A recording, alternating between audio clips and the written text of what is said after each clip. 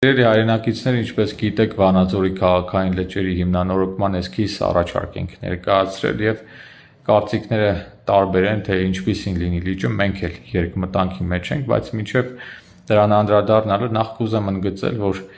լճերը երկարաժամկետ վարձակալության էին տրված եւ ի պատիվ վարձակալի մեր քննարկումների արդյունքում վարձակալը հրաժարվեց իօկուտ համայնքի վարձակալության պայմանագրից եւ դա մեզ հնարավորություն տվեց հիմնանորոգման մասին մտածել, ինչու են կիսվում կարծիքները եւ նաեւ մենք ինչու ենք երկմտանքի մեջ։ Նախ մենք ուզում ենք շատրվաններ այդտեղ կառուցել ժամանակակից լուսաձայնային, որը շատ տեսանելի կփոխեր քաղաքի արտաքին տեսքը եւ խոշոր ծրագիր էր դա հիրավի, բայց նաև գիտեք, որ լուսաձայնային շատրվանները հոսանքով են աշխատելու եւ ջրի մեջ լինելու է հոսանք։ Մյուս կողմից նույն լճում կա լողանալու եւ նավակներ վարելու վաղեմի ավանդույթ եւ մենք էլ չենք ուզում այդ ավանդույթը կորցնել, բայց երկուսը համատեղել կարծես թե չի հաջողվում։ Ես հիմա լուծումների մասին խոսեմ, նաև առաջարկ կանեմ, մենք հանրային լսումներ էլ արեցինք տարբեր կարծիքներ լսելու համար, մենք գիտակցում ենք, որ հանրային նշանակություն ունի այս ծրագիրը քաղաքի եւ վանաձորցիների համար եւ պատրաստ ենք բացենք բոլոր տեսակի կարծիքները, այդ թվում մասնագիտական լսելու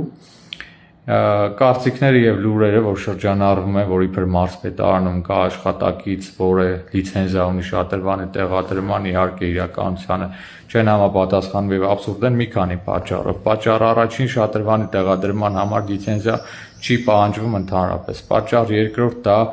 մեկ միասնական գնում է տենդեր է, որը օրենքով սահմանված կարգով հայտարարվում է եւ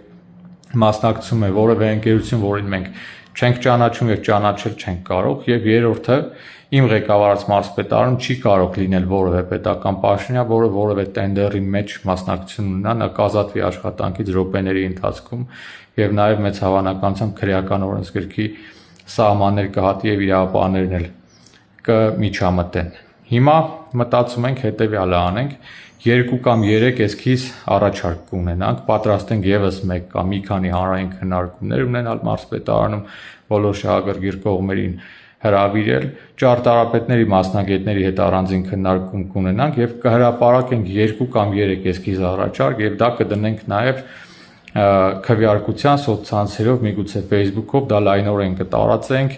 երկար կսպասենք, ողջամտության ժամկետներում իհարկե եւ նաեւ այդ քվեարկության արդյունքները հաշվի կառնենք։ Մի տարբերակը միգուցե լինի այն էսքիզ առաջարկը, որը մենք ի սկզբանե հրապարակել ենք, ամբողջությամբ լուսաձայնային շատրվաններ։ Մի տարբերակը միգուցե լինի լիճը նույնությամբ թողնել ուղղակի բարեկարգել տարածքը, բնականաբար ջուրը փոխել, նոր համակարգեր տեղադրել եւ այլն։ Եվ միգուցե երրորդ տարբերակել ունենանք, լիճը կիսենք երկու մասի, պատով առանձնացնենք, մի հատվածում լինի նավակ վարելու հնարավորություն լողալու, մի հատվածում լինի